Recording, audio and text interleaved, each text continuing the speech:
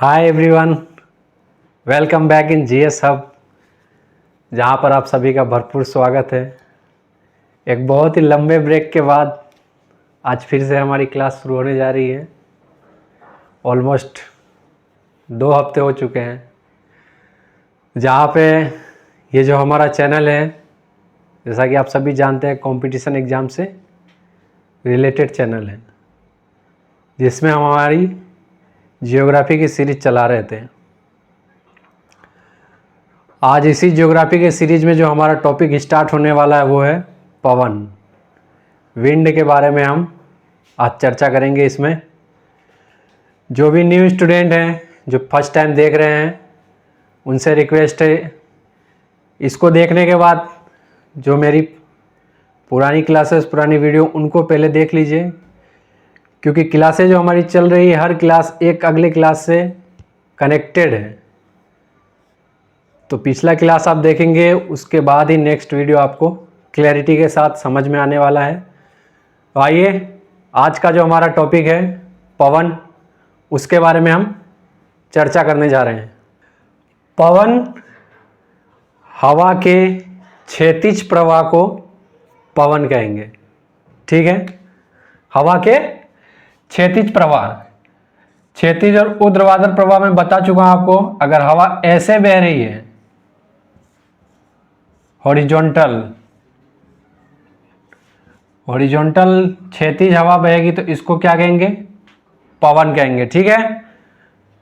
तो पवन की अगर परिभाषा की बात की जाए तो क्या होगी? हवा के क्षैतिज प्रवाह को, ठीक है, क्षैतिज प्रवाह, प्रवाह का मतलब होता है बहना, ठीक है। प्रवाह को क्या कहेंगे? पवन, विंड, ओके। हवा के क्षैतिज प्रवाह को पवन। पवनें होती कितने प्रकार की है जो हमें पढ़नी है? 3 टाइप की पवन होती है। कितने टाइप की? 3 टाइप। स्थायी पवनें, दूसरा सामयिक पवनें,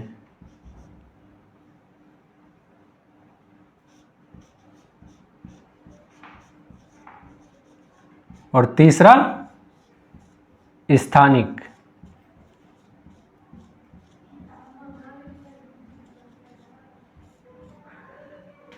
ठीक, तो यहां पे 2 चीजें मैंने आपको बताई। पवन की परिभाषा, हवा का क्षैतिज प्रवाह इस तरह से बहना। 2 तरीके के प्रवाह होते हैं, क्षैतिज और ऊर्ध्वाधर, हॉरिजॉन्टल और वर्टिकल। ये वर्टिकल ऐसे होगा, हवा ऐसे ऊपर उठती है तो इससे बादलों का निर्माण होगा, ठीक है। बादलों का निर्माण, संघनन, वायु का संघनन होना, भारी होना, ऊपर जो उठती है वायुदाब पेटी, जो मैंने पिछली क्लास पढ़ाई उसमें बताया मैंने आपको बढ़िया तरीके से। ऊपर उठना, ये वर्टिकल ऊर्ध्वाधर गति है इसकी, ठीक है। और इस तरह क्षैतिज प्रवाह करना, ये क्या कहलाएगी? पवन कहेंगे इसको हम। हवा का क्षैतिज प्रवाह पवन कहलाएगा। पवनें कितने प्रकार की? 3 प्रकार की होती है, स्थायी, परमानेंट, सामयिक, टेम्परेरी, और स्थानिक या लोकल, ठीक है। जहां आज हम पढ़ने वाले हैं, स्थायी पवनों की परिभाषा देखेंगे और इसको प्रभावित करने वाले कारक, कौन कौन से कारक है जिससे ये प्रभावित होती है, इफेक्ट होती है स्थायी पवनें, ठीक है। तो एक डायग्राम आप भी बना लीजिए, यहां लिख देता हूं मैं। ये क्षैतिज प्रवाह है हवा का,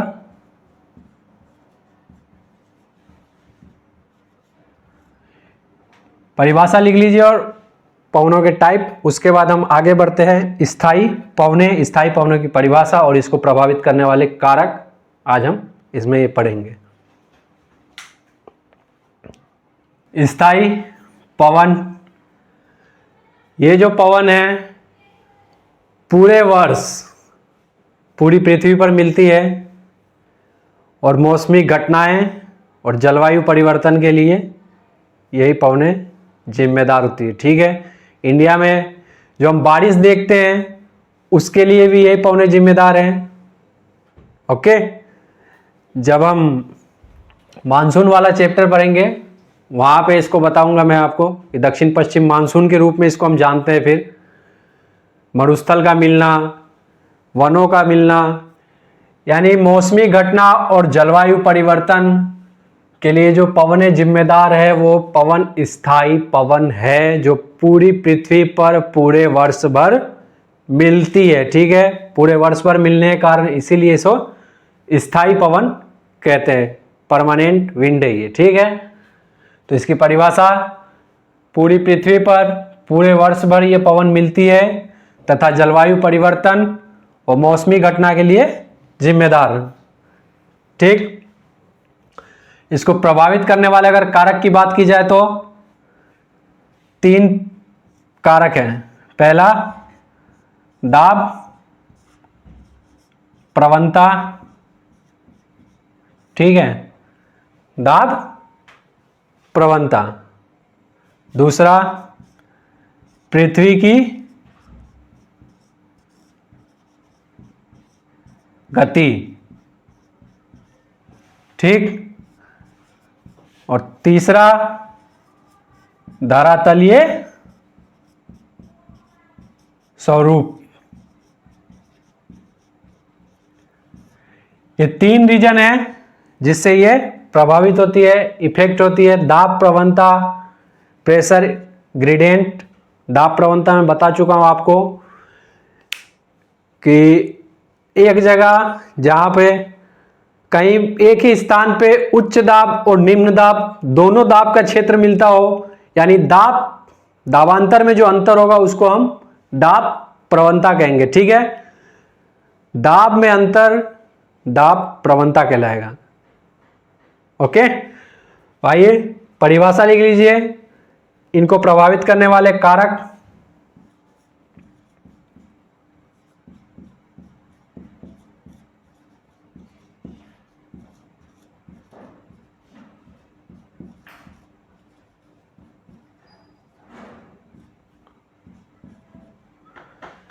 ये बना लीजिए।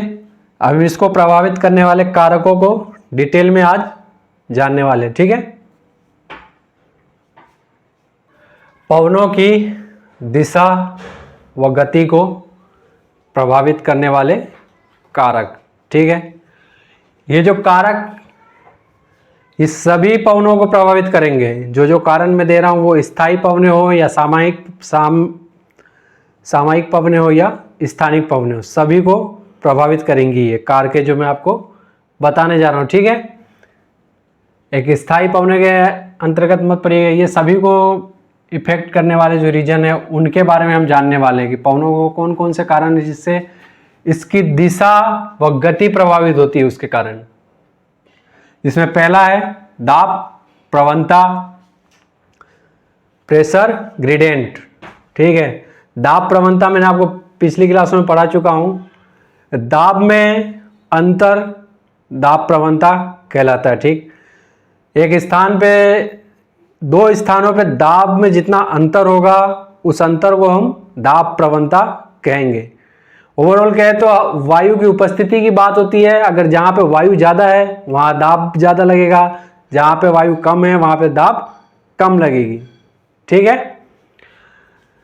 तो जो पहला दाब प्रवणता जितना अधिक होगा वहां पवनों की गति उतनी ही तीव्र होगी। ठीक है, जितना अधिक दाब प्रवणता होगा पवनों की गति कितनी उतनी ही तीव्र फास्ट होगी। ठीक है, इधर ध्यान दीजिएगा प्लीज। एक डायग्राम के माध्यम से मैं समझाने की कोशिश करता हूं आपको।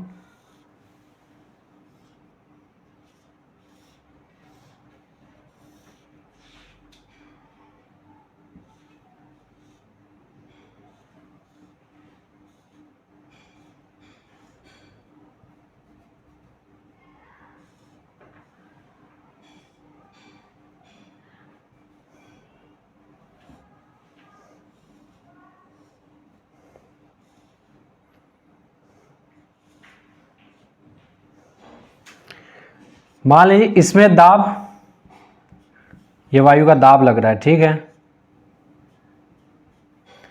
और यहां पे दाब कम लग रहा है,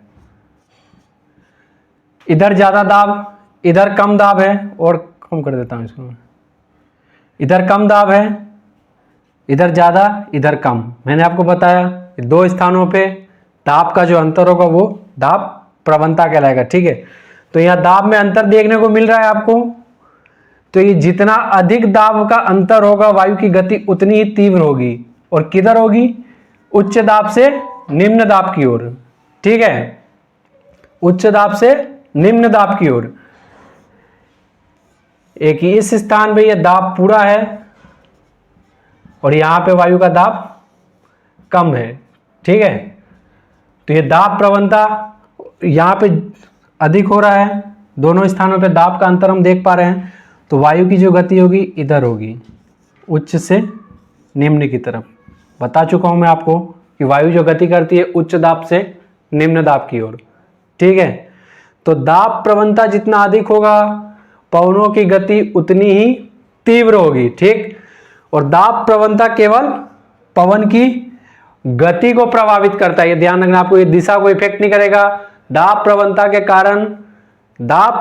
कारण केवल पवन की गति प्रभावित होती है, ठीक है। दाब प्रवणता के कारण पवन की केवल गति प्रभावित होती है, और दाब प्रवणता के कारण इसकी गति उच्च दाब से निम्न दाब की ओर होगी। जहां मैंने पिछली क्लास में आपको पढ़ाया था उस पर स्टार भी लगवाया था कि इस बात को ध्यान में रख लीजिएगा बिल्कुल, कि पवन, वायु, हवा जो भी गति करेगी वो उच्च दाब से निम्न दाब की ओर हमेशा गति करेगी, ठीक है। हमेशा हाई प्रेशर से लो प्रेशर की ओर ये गति करेगी, ठीक है। इसको बना लीजिए। फिर अगला जो रीजन है वो पृथ्वी की घूर्णन गति, वो किस तरह प्रभावित करती है उसको हम जानेंगे।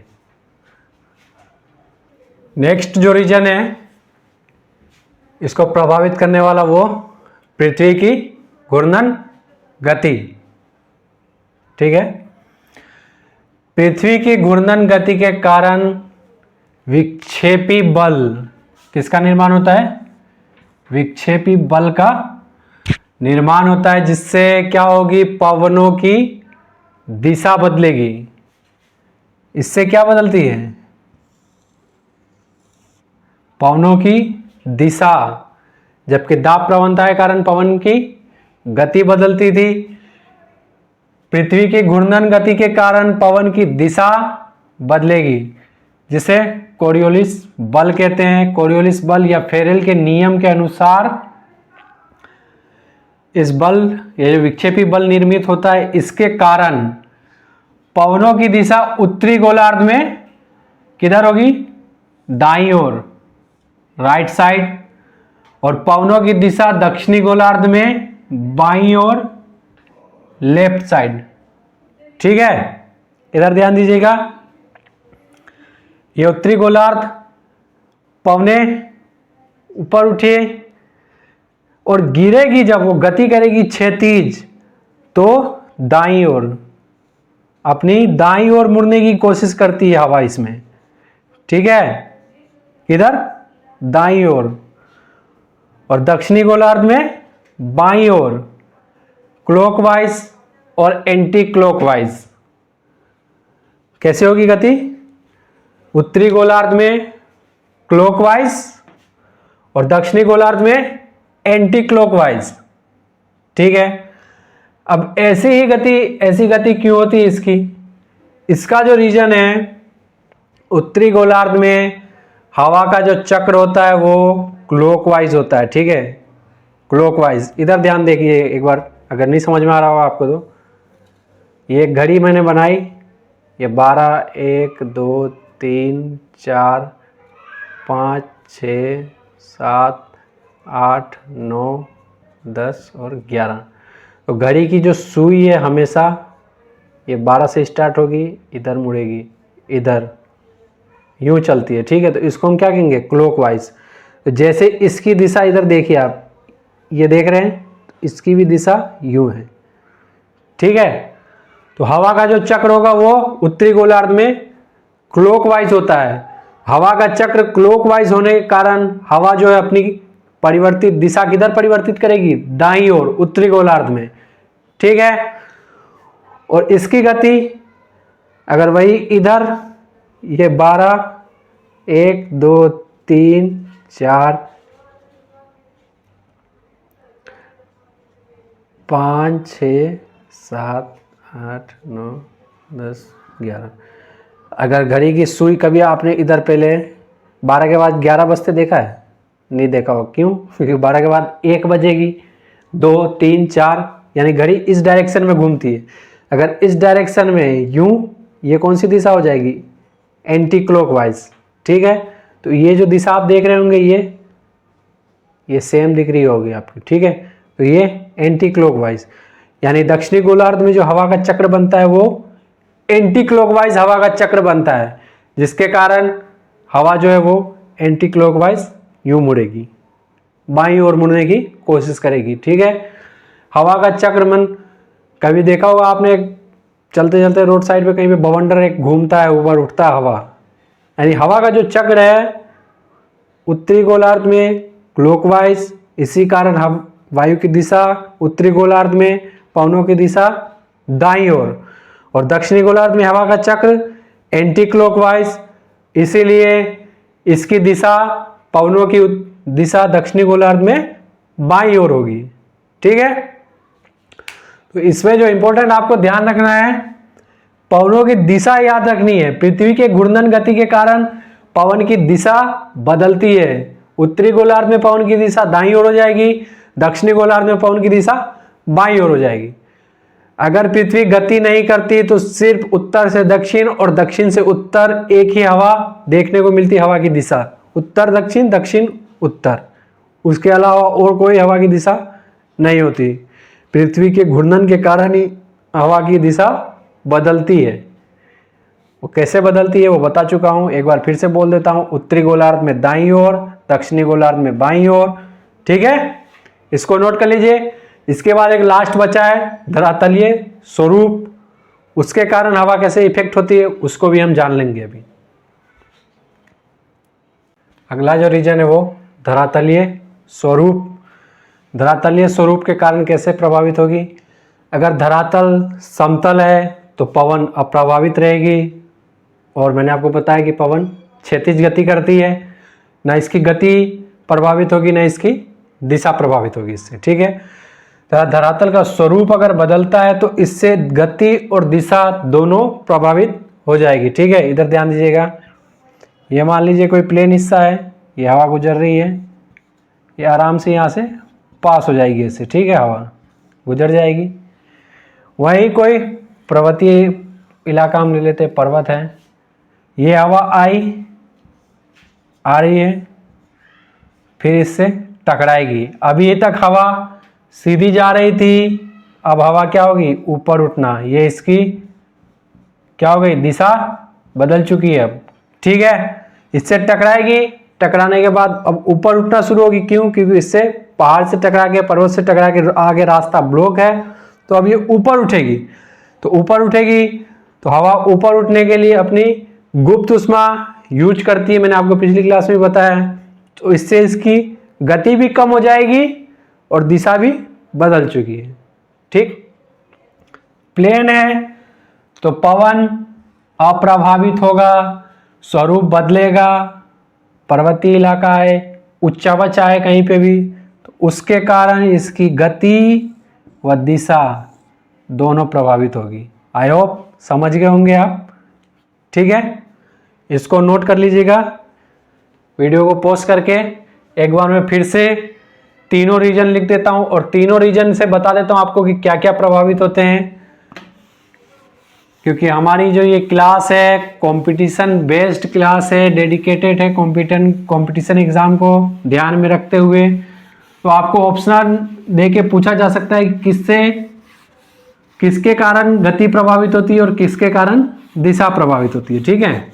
तो कंफ्यूजन ना हो इसलिए मैं यहाँ पे एक बार फिर से लिख देता हूं। सबसे पहले था कौन सा, दाब प्रवणता, तो दाब प्रवणता से क्या होगी, हवा की, पवन की गति प्रभावित होती है। ठीक है, ध्यान रखिएगा, जितना अधिक दाब प्रवणता होगी पवन की गति उतनी ही तीव्र होगी। ध्यान रखिएगा, क्यों? क्योंकि पवन उच्च दाब से निम्न दाब, हाई प्रेशर से लो प्रेशर की ओर गति करती है। ठीक है, तो जितना अधिक दाब प्रवणता उतनी अधिक पवनों की गति तेज होगी। पवन की गति प्रभावित होती है दाब प्रवणता से।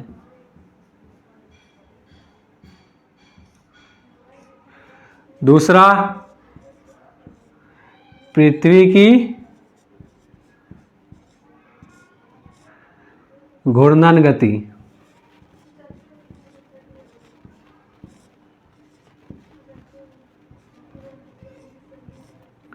इससे दिशा प्रभावित होगी, पवन की दिशा। क्यों? क्योंकि पृथ्वी के घूर्णन के कारण विक्षेपी बल का निर्माण होता है, जिसे कोरियोलिस बल कहते हैं। और फेरेल के नियम के अनुसार उत्तरी गोलार्ध में पवन किधर गति करेगी, दाईं ओर मुड़ने की कोशिश करती है। ठीक है, और दक्षिणी गोलार्ध में बाईं ओर। पवन की दिशा प्रभावित होती है, दाब प्रवणता से गति, पृथ्वी की घूर्णन गति से दिशा, और धरातलीय स्वरूप से दोनों प्रभावित होंगे। ध्यान रखिएगा, धरातलीय स्वरूप से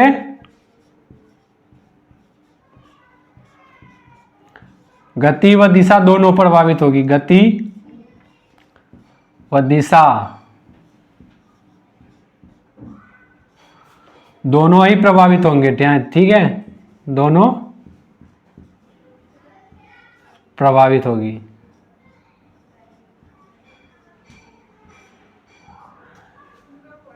ओके, आई होप कि तीनों रीजन आपको समझ में आ गए होंगे, और तीनों रीजन से किस तरह हवा पवन प्रभावित होती है ये भी समझ में आ गया होगा। अब मैं फिर से हम आ जाते हैं अपने स्थायी पवन पे, जहाँ पे सिर्फ आज मैं आपको स्थायी पवनों के प्रकार बता देता हूँ, फिर हम नेक्स्ट क्लास में उसको पढ़ेंगे। एक ही बार ज़्यादा बटन डालने से फिर कन्फ्यूज़न होगा आपको। आज हम सिर्फ स्थायी पवनों के प्रकार जान लेते हैं। नेक्स्ट वीडियो में हमको इनको पूरे डिटेल्स के साथ पढ़ेंगे। फिर स्थायी पवनें 3 तरह की होती है। ठीक है, कितने प्रकार की? 3 प्रकार की, जिसमें पहली व्यापारिक पवनें, ध्रुवीय पवनें और पछुआ पवनें। ठीक है, स्थायी पवनें कितने प्रकार की? 3 प्रकार, व्यापारिक पवनें, ध्रुवीय पवनें, पछुआ पवनें। ओके, नेक्स्ट जो वीडियो होगा उसमें हम इसको डिटेल्स के साथ अब जानेंगे। किसको? स्थायी पवनों को। आज पवनों को प्रभावित करने वाले कारक को डिटेल्स में हमने जाना है। रिवीजन करिएगा आप उसी का, थोड़ा थोड़ा करके पढ़ेंगे ताकि आपको भी समझ में आए और इंटरेस्ट डेवलप हो इससे। एक ही बार पढ़ाने से ज़्यादा फिर इंटरेस्ट नहीं डेवलप होगा और आपको भी बर्डन लगेगा। तो थैंक यू। आज इसी के साथ हमारा जो क्लास है, हमारी वीडियो यही समाप्त होती है। अगर आपने अभी तक पुरानी जो क्लास है वो नहीं देखी हो, फर्स्ट टाइम अगर वॉच कर रहे हैं, तो प्लीज़ पुरानी क्लासों को एक बार जाके देख लीजिए, ताकि इंटरकनेक्टेड आप भी एक पूरा एक फ्लो के साथ बन सकें। क्योंकि हर एक क्लास आने वाली नेक्स्ट वीडियो के साथ लिंक है, तो आपको कोई परेशानी ना हो और क्लैरिटी के साथ इसे ये आपको समझ में आए। क्योंकि कोई कोई वर्ड टर्म्स जो आ रहे होंगे जहाँ पे दिक्कतें आ रही होगी, आपको प्लीज़ पिछला क्लास देखिएगा, पूरा क्लियर होगा आपको। बहुत बेहतरीन ढंग से मैंने पूरे डिटेल्स के साथ पढ़ा रखा है वहाँ पे। ओके, तो चैनल पे फर्स्ट टाइम आए हो तो चैनल को सब्सक्राइब कीजिए, फ्रेंड्स में शेयर कीजिए और वीडियो को लाइक कीजिए और कमेंट किया कीजिए, रिव्यू दिया कीजिए वीडियो को। कोई कमी लगती हो आपको या कोई डाउट रहता हो वो भी कमेंट करके बताया कीजिए, ताकि मैं उसे सोल्व करने की कोशिश करूं। फिर मिलते हैं नेक्स्ट वीडियो में, तब तक के लिए पढ़ते रहिए। Best of luck, thank you very much.